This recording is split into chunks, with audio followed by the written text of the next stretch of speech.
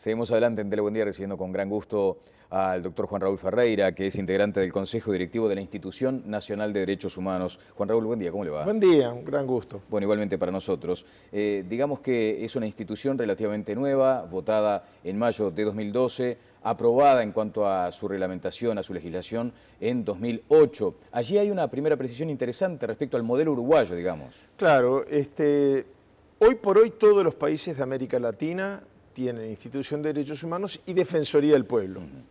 El Uruguay tiene, como ha tenido siempre, características propias a su identidad e idiosincrasia política nacional, le ha incorporado cosas que cuando nos hemos reunido con colegas, hace un mes más o menos vinieron todos los defensores del pueblo y miembros de instituciones de derechos humanos de América Latina, y el único caso en que estas dos o tres variables existen es en Uruguay. Primero, es un órgano colegiado. Yo creo que eso responde a una tradición uruguaya. No se olvide que antes de tener presidente tuvimos Consejo Nacional de Gobierno. ¿Sí? Y nosotros notamos que es muy importante, que es mucho más fácil que se equivoque una persona que se equivoque en cinco, pero además la sinergia que se genera de madurar los temas, de repartirnos tareas. Por suerte, además, somos 5 personas que nos llevamos muy bien. Lo que eso la ley no puede mandar. Sí, sí, sí. La ley puede mandar como se eligen, pero además no puede llévense presumir bien. la sintonía, digamos. Entonces, eso ha ayudado mucho porque nos ayuda. ¿Y por qué esa dilatoria entre 2008 y mayo de 2012? Esa es otra característica que a mí me parece muy sana, porque lo que quiso el legislador en un proyecto que luego obtuvo unanimidad en el Parlamento, lo que quiso el legislador es evitar que se colara alguna frasecita con nombre y apellido. Si uno saca una ley y dice, bueno, esta ley salió en esta legislatura, pero recién se van a poder nombrar sus titulares a la mitad de la próxima legislatura, lo que está haciendo es garantizando, porque es muy difícil que a lo largo de 5 años los elementos objetivos que determinan quiénes pueden ser directores se mantengan para las mismas personas. Así que es otra peculiaridad uruguaya. Es una peculiaridad uruguaya garantista, es decir, es una ley tremendamente garantista, porque es colegiada, garantista porque fue electa de una manera muy democrática, más se requerían 2/3 de los votos en las 3 primeras votaciones, y garantista porque es una institución que mantiene, no en todos los países es así, aunque los principios de París, que son los que inspiran la creación de estas instituciones, establecen que debiera ser así, mantiene y debe mantener una total independencia respecto de los 3 poderes y la capacidad de hacer recomendaciones a los 3 poderes. Bueno, de eso vamos a hablar naturalmente más adelante, pero antes transitemos por el camino de lo obvio. ¿A qué se dedica la institución como tal?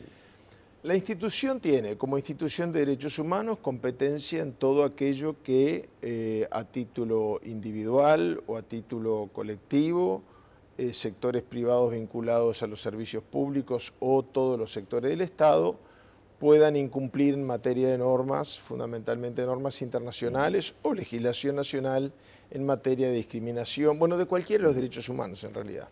Derecho al trabajo, derecho a la salud, derecho a la dignidad de la persona humana, etc. ¿Cuál fue la primera reflexión que le surgió? No sé si individualmente o en forma colectiva, no sé si han tenido una reunión los integrantes de la institución luego de esta sentencia de la Suprema Corte de Justicia acerca de la ley de caducidad. ¿Hubo una instancia colectiva? Bueno, va a haber un pronunciamiento en el día de hoy, por lo tanto yo, por respeto a los colegas y porque además hasta que no hay un pronunciamiento estamos los 5 vedados de hacer comentarios.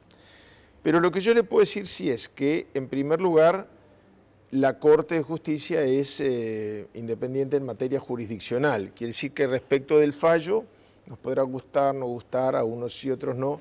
Respecto del fallo hay otros mecanismos, no es el nuestro. Recordemos además que esos fallos de inconstitucionalidad en Uruguay valen para el caso presentado y no anulan la... No es una norma general. No es una norma general. Lo que es importante es que en toda la preparación, formación, anuncios previos, e incluso algunos elementos que no son el fallo mismo, pero sí su fundamentación jurídica, etcétera, es muy importante que no se abandonen normas que nos obligan al Uruguay, ¿no? ¿Normas es decir, nacionales o internacionales? Normas nacionales e internacionales. Acá hay mucha docencia que hacer con tiempo y con paciencia, porque lo peor es cuando estos hechos generan crispación o se partidizan. Y yo en lo personal creo que las dos cosas están ocurriendo. Yo le pongo un ejemplo, y le pongo un ejemplo, aunque yo no puedo hacer, o mejor dicho, precisamente porque no puedo hacer política partidista, pero un ejemplo que no involucra para nada al partido donde yo milité toda mi vida antes de ingresar a la institución. Desde algunas filas en estos días, por ejemplo, se está exigiendo, conminando, intimando a que el doctor Tabaré Vázquez se pronuncie sobre este tema. Entonces yo digo, o tenemos el coraje de decir esto no es un tema institucional, es un tema electoral, que sería un mamarracho, o decimos esto es un conflicto de poderes y por lo tanto lo tienen que solucionar los poderes del Estado. No utilizar, digamos, este fallo... A ver, el doctor Vázquez no es ni juez ni legislador. ¿Por qué se le pide su opinión? Para que este tema ingrese a la agenda de la campaña electoral.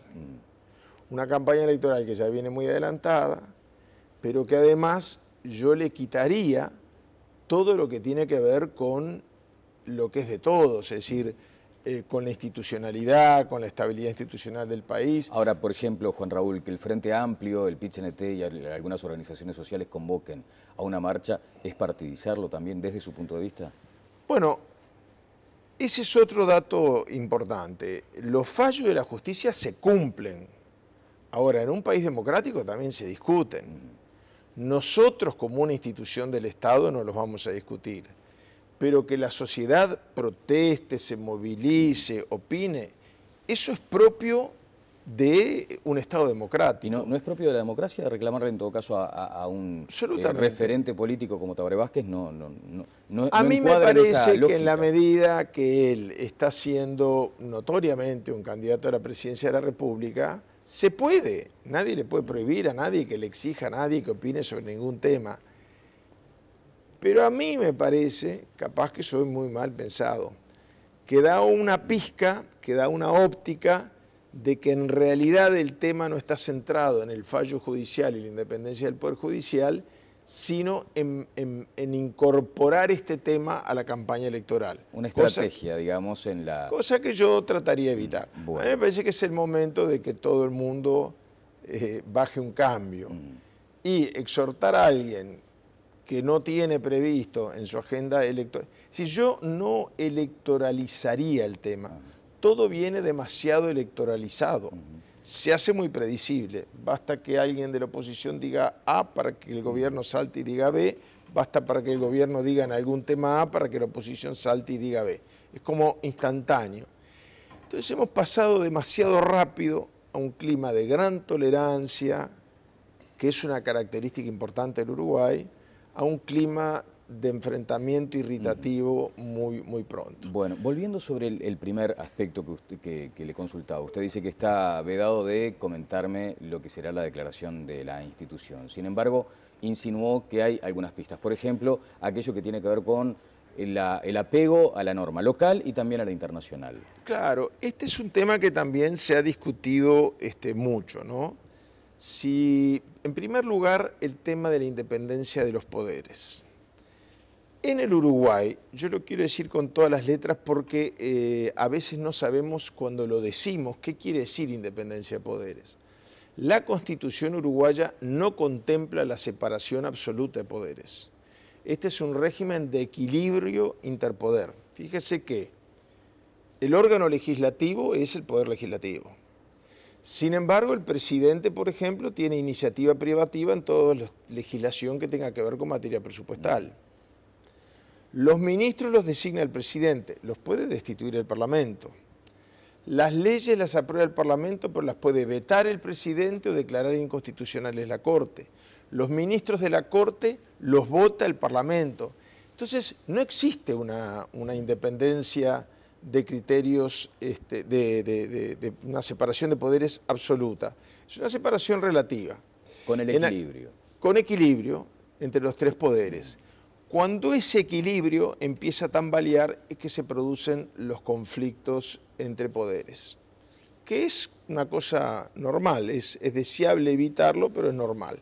Y cuando ello ocurre, yo creo que el rol de una institución como nuestra es tratar de poner argumentos arriba de la mesa que facilite el entendimiento. En este caso, doctor, ¿hubo desde su punto de vista incidencia, presiones para que se adoptaran las decisiones? No tengo idea ni sería mi responsabilidad señalarlo ni averiguarlo. Lo que digo es, se está, después de una tendencia a buscar la verdad, la justicia y de acuerdo al derecho internacional cumplir con la condena de los hechos de lesa humanidad, se está yendo a una tendencia, ya parece ser una tendencia de, bueno, el péndulo se fue para el otro lado. Y lo peor que puede hacer un país en materia de justicia, precisamente, es tener un movimiento pendular. Y sobre todo, no respetar los compromisos internacionales. Yo le quiero hacer un comentario que espero que no se malinterprete. Evidentemente, detrás de los compromisos que ha asumido la República en materia de derechos humanos, lo que hay es un tema de un valor fundamental de convivencia para los uruguayos, un valor de identidad nacional.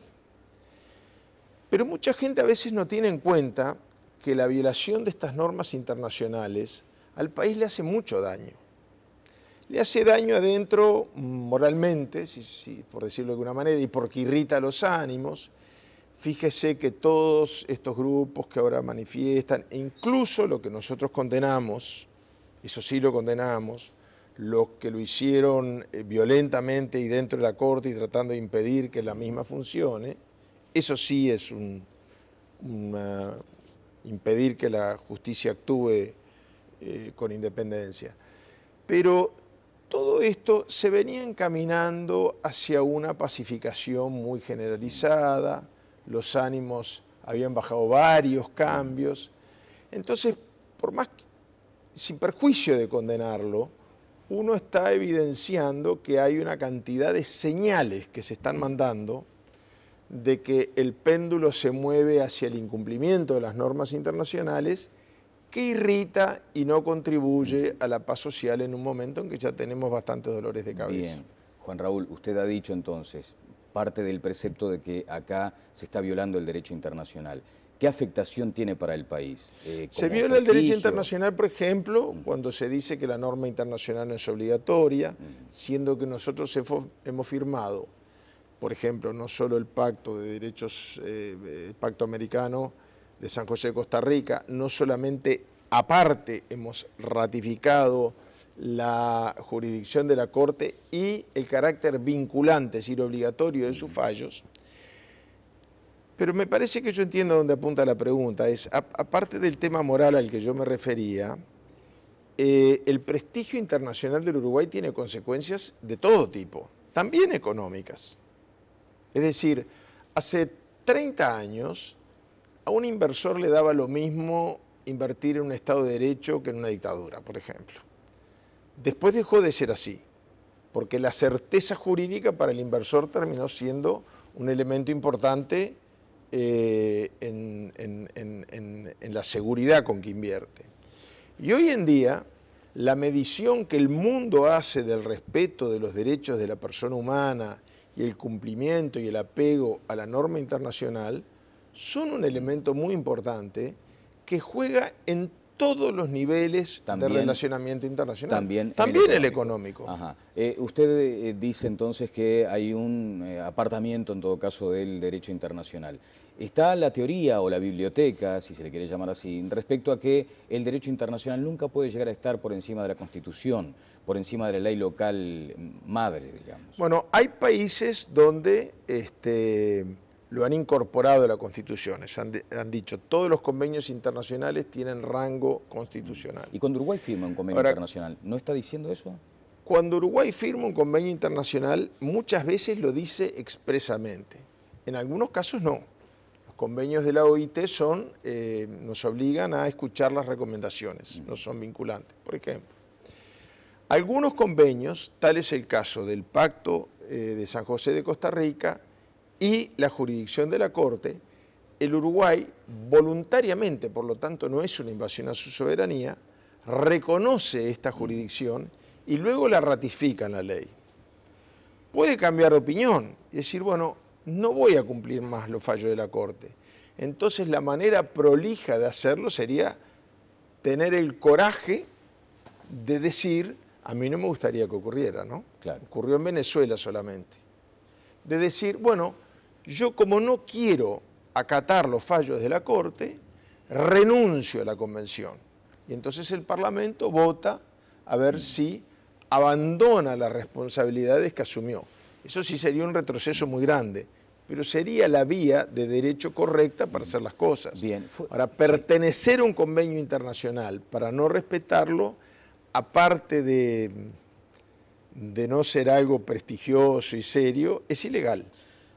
Una señal en ese sentido que usted menciona es la de la secretaria, específicamente calificó de alarmante el calificativo de ONU para el fallo de la Suprema Corte de Justicia. Declaraciones recientes. ¿Eso va en esa dirección que usted señala? Sí, esto es muy importante. Hay muy pocos cargos de la relevancia en la estructura de Naciones Unidas que la alta comisionada, en este momento es una mujer, para derechos humanos. Es una organización que además tiene una representación para América Latina, que tiene sede en Chile.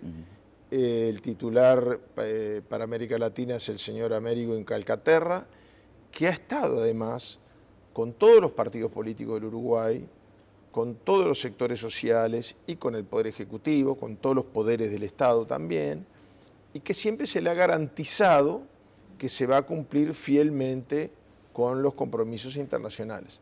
Entonces yo creo que ahí, en las declaraciones de la propia alta comisionada, lo que hay es hasta una sorpresa como inesperada.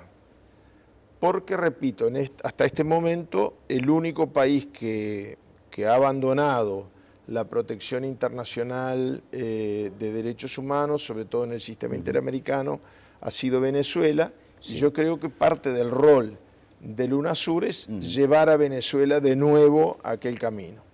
Pero con la tradición democrática del Uruguay es comprensible, yo leí la declaración, es una declaración muy respetuosa pero muy dura, muy fuerte. Sí, sí.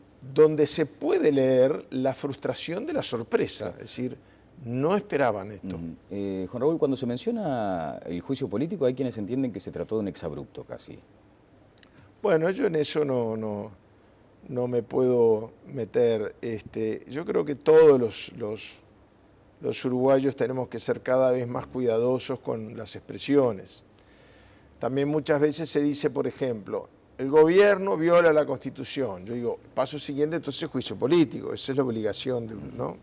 Entonces, hubo un golpe de Estado. El otro día alguien dijo, hubo un golpe de Estado.